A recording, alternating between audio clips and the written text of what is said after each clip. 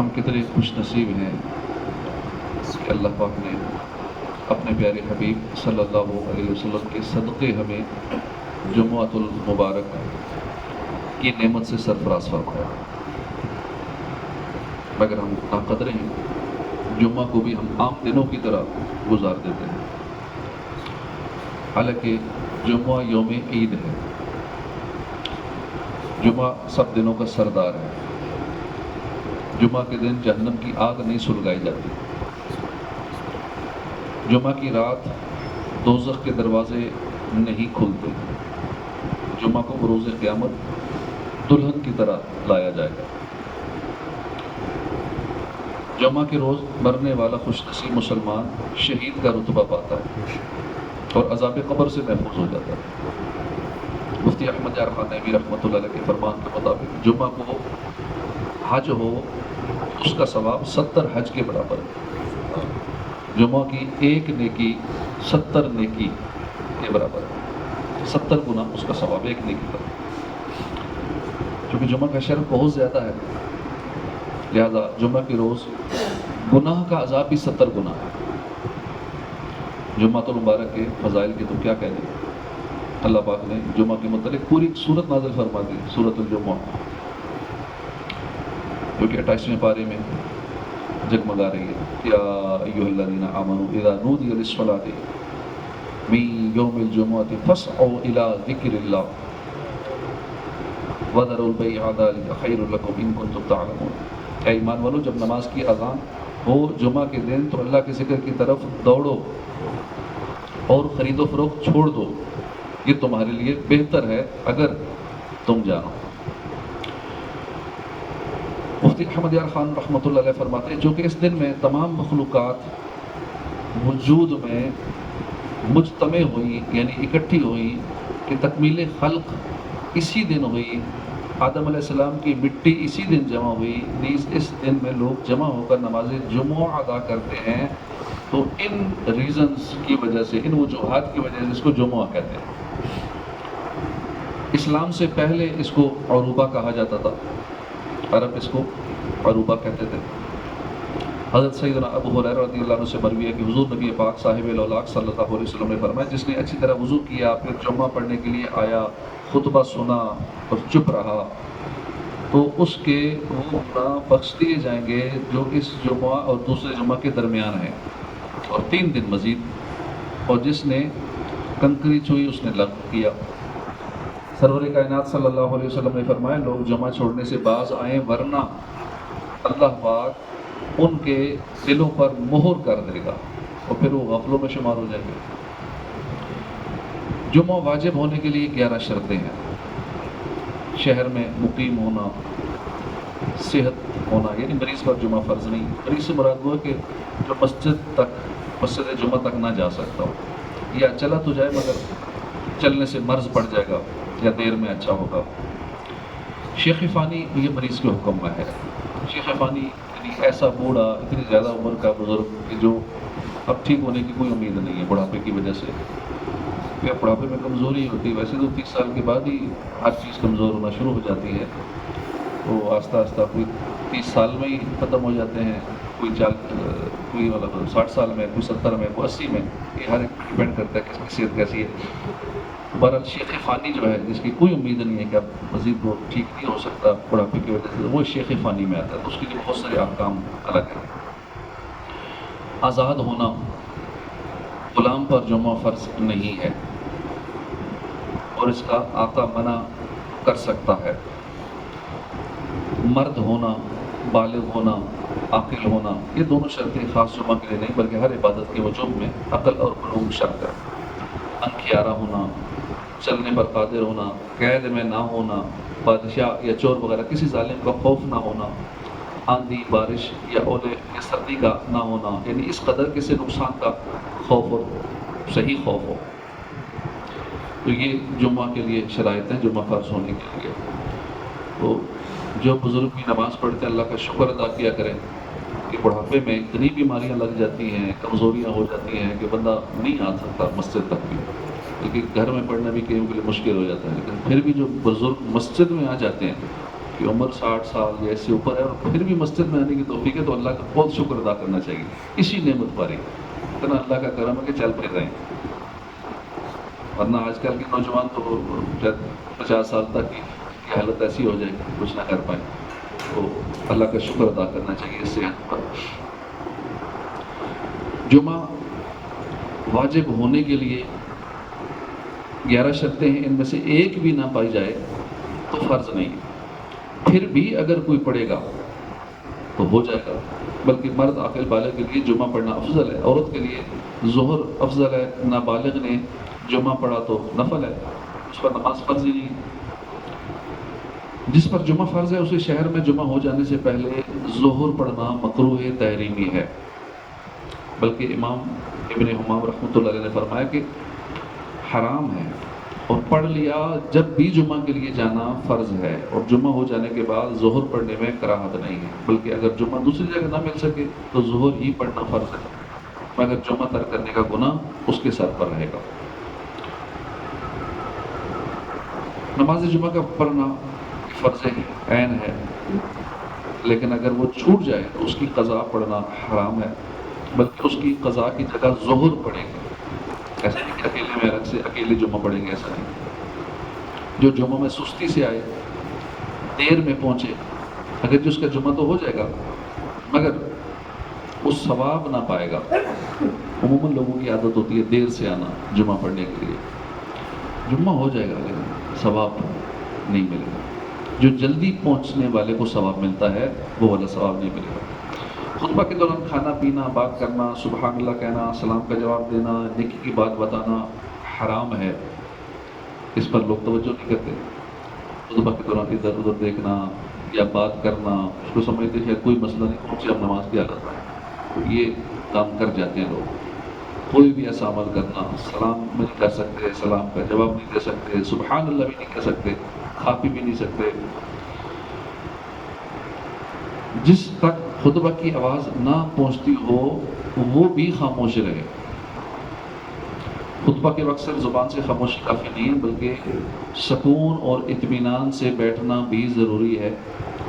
کنکر پتھروں سے کھیلنا یا دریوں سے کھیلتے رہنا، داغے نوچتے رہنا، یہ بھی منع ہے۔ علماء فرماتے ہیں کہ خطبہ کے وقت دامن یا پنکھے سے ہوا کرنا بھی منع ہے، کہ گرمی لگ رہی ہے، بجلی چلی گئی ہے جمعے کی دوران، سخت گرمی لگ رہی ہے، کئی لوگ وہ ہوا لگانا شروع ہو جائے گا یا یوں کرنا شروع ہو جائے گا، یہ بھی منع ہے۔ اگرچہ سخت گرمی ہو، بالکل ہمتن ہو کے خطبے کی طرف متوجہ ہونا ضروری ہے۔ اسی طرح اگر خطبہ سننے والا اگر امام کے سامنے ہو تو امام کی طرف منہ کرے، اور دہنے بائیں ہو تو امام کی طرف مڑ جائے۔ امام سے قریب ہونا افضل ہے، مگر یہ جائز نہیں کہ امام سے قریب ہونے کے لیے لوگوں کی گردنیں پھیلا لیں، یعنی جو سامنے بیٹھا ہوا ہے امام کے جتنے لوگ ہیں وہ امام کی طرف، ان کا منہ تو ویسے ہی ہو جائے گا۔ جو اس طرف بیٹھے ہوئے ہیں وہ اپنا منہ تھوڑا ادھر کر لیں امام کی طرف، جہاں خطیب خطبہ دے رہے ہیں۔ جو ادھر بیٹھے ہیں وہ اپنا منہ تھوڑا سا ادھر کر لیں، تو خطیب کی طرف منہ کرنا ہوتا ہے خطبے کے دوران۔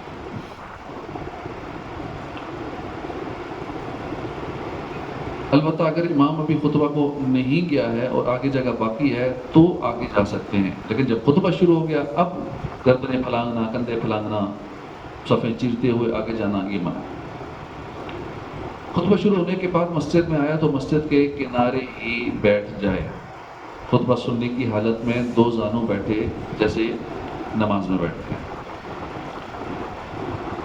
حضور صلی اللہ علیہ وسلم کا نام پاک اگر خطبے میں آئے، خطیب نے حضور کا نام لیا تو دل میں درود پڑھنا ہے، زبان نہیں ہلانی، زبان سے نہیں پڑھنا، دل میں درود پڑھے، زبان سے اجازت نہیں ہے۔ یوں ہی صحابہ کرام کے ذکر پر اس وقت زبان سے کہنے کی اجازت نہیں ہے۔ بزرگان دین فرماتے ہیں کہ دو زانوں بیٹھ کر خطبہ سنیں، پہلے خطبے میں ہاتھ باندھے، دوسرے میں ہاتھ زانوں پر رکھے، تو انشاءاللہ 2 رکعت کا ثواب ملے گا۔ مریض پر جمعہ فرض نہیں ہے۔ مریض سے مراد وہ ہے کہ جو مسجد تک نہ جا سکتا ہو، یہ چلا تو جائے مگر مرض پڑ جائے گا، دیر میں اچھا ہوگا۔ جو شخص مریض کا تیماردار ہو، اگر وہ جانتا ہے کہ جمعہ کو جائے گا تو مریض دقتوں میں پڑ جائے گا اور اس کا کوئی پرسانی حال نہ ہوگا، تو اس تیماردار پر جمعہ فرض نہیں۔ وہ نابینا جو خود مسجد تک مسجد جمعہ تک بلا تکلف نہ جا سکتا اس پر جمعہ فرض نہیں.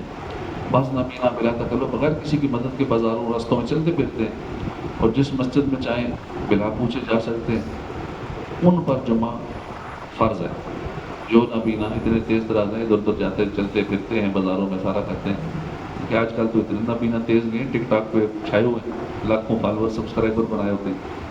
تو ایسا نابینا کہ جی وہ جمعہ نماز پڑھنے نہیں جانا، باقی سارے کام کرتے ہیں، سوشل میڈیا پہ سارے کام کر رہے ہوتے ہیں ایسے نابینا، لیکن کہیں کہ مسجد تک نہیں جا سکے، میں نابینا ہو چکے. ایسا نہیں چلے گا. پہلی اذان کے ہوتے ہی صحیح واجب ہے. اور بے کہتے ہیں خرید و فروخت کو، اور بے وغیرہ ان چیزوں کا جو صحیح کے منافی ہوں، صحیح مطلب کوشش کرنا، وہ چھوڑ دینا واجب ہے. یہاں تک کہ راستہ چلتے ہوئے اگر خرید و فروخت کی، یہ بھی ناجائز ہے. جب اذان ہوگی پہلی کہنے میں چلتے چلتے کچھ خرید لیتا ہوں، یہ بھی منع ہے، یہ بھی ناجائز ہے. اور مسجد میں خرید و فروخت ہو ویسے سخت گناہ ہے. مستحب ہے کہ جمعہ کا جوڑا الگ رکھے، جو وقت نماز پہن لیا کرے، بعد میں اتار دیا کرے. امام زین العابدین تو نماز پنجگانہ کے لیے ایک الگ جوڑا رکھتے تھے. اگر یوں عادت سب کی بن جائے، نماز کے لیے الگ جوڑا ہو، گھر جائیں چینج کر لیں، پھر نماز پڑھنے ہیں پھر وہی جوڑا پہن لیں، تاکہ اچھے کپڑے نماز کے لیے الگ سے ہونے چاہیے. یہاں لوگ کام کاج کے کپڑوں میں بھی نماز پڑھنے آ جاتے ہیں، مزدوری کر رہے ہوتے ہیں، محنت کر رہے ہوتے ہیں، کپڑے گندے ہوتے ہیں، اسی حالت میں نماز پڑھتے. نماز کے لیے ایک اچھا صاف ستھرا خوشبو والا جوڑا جتنا اچھا ہو سکے، مہنگے سے مہنگا ہو سکے، ایک نماز کے لیے الگ ہونا چاہیے. امام اعظم ابو حنیفہ کے بارے میں آتا ہے کہ آپ نے نماز کے لیے اس دور میں سینکڑوں سال پہلے، جب ایک ایک درہم کی اتنی ویلیو تھی، اس 10,000 درہم کا سوٹ الگ سے بنا ہوتا ہے، اللہ کی بارگاہ میں حاضر ہونا ہے. تو سب سے اچھا سوٹ، سب سے مہنگا سوٹ نماز کے لیے.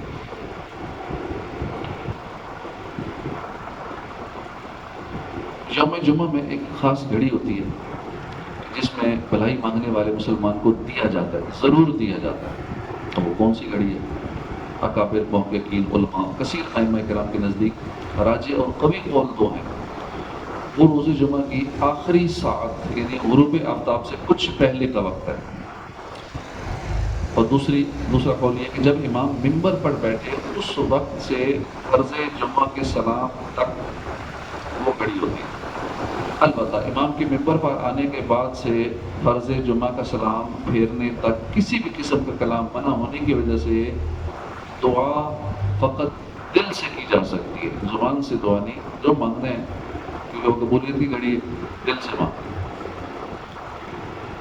جب جمعہ کا دن آتا ہے تو فرشتے مسجد کے دروازے پر کھڑے ہو جاتے ہیں اور جلدی آنے والوں کا نام لکھتے ہیں. پھر جب امام خطبے کے لیے منبر پر آتا ہے تو یہ فرشتے اپنے دفتر لپیٹ دیتے ہیں اور انسانوں کے ساتھ خطبے کے لیے بیٹھ جاتے ہیں، خطبہ سننے لگتے ہیں.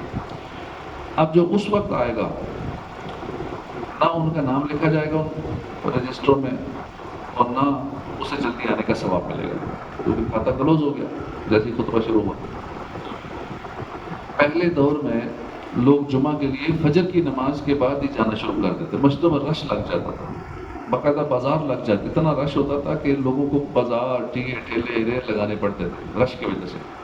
فجر کے بعد ہی جمعے کے لیے آنا شروع ہو جاتے تھے لوگ. سب سے پہلی بدعت جو اسلام میں ظاہر ہے وہ یہی ہوئی کہ لوگوں نے فجر کے بعد آنا چھوڑ دیا. اب تو بالکل جمعے کے قریب آتے ہیں، اذان ہو جاتی ہے پھر ہی پرواہ نہیں، اذان ہوتی ہے اس کے بعد بھی چند لوگ بیٹھے ہوتے ہیں، آخر میں آتے ہیں لوگ. تو یہ سب سے اسلام میں پہلی بدعت ظاہر ہوئی تھی کہ جمعے کے لیے دیر سے آنا. حضور نبی کریم صلی اللہ تعالیٰ علیہ وآلہ وسلم نے تقریباً 500 جمعے پڑھے ہیں، کیونکہ جمعہ بعد ہجرت شروع ہوا، جس کے بعد آپ صلی اللہ علیہ وسلم کی ظاہری زندگی مبارک 10 سال رہی اور اس میں اتنے جمعے آتے ہیں. آج بھی مسجد جمعہ وہاں موجود ہے مدینہ شریف میں، لوگ وہاں کی زیارت کے لیے جاتے ہیں جہاں پر حضور نے پہلا جمعہ عطا فرمایا. اس مسجد اسی نام سے وہ مشہور ہے، مسجد جمعہ. حضرت سیدنا سلمان فارسی رضی اللہ عنہ سے روایت ہے، نبی کریم صلی اللہ علیہ وسلم نے ارشاد فرمایا جو شخص جمعہ کے دن نہائے، جس طہارت کی استطاعت ہو وہ کرے، تیل لگائے، گھر میں جو خوشبو لگائے، پھر نماز کے لیے نکلے، 2 شخصوں میں جدائی نہ کرے، یعنی 2 شخص بیٹھے ہوں تو ان کو ہٹا کے بیچ میں نہ بیٹھے، جو نماز اس کے لیے لکھی گئی ہے وہ پڑھے، اور امام جب خطبہ پڑھے تو چپ رہے، اس کے اس جمعہ اور دوسرے جمعہ کے درمیان ہونے والے گناہوں کی مغفرت ہو جائے گی۔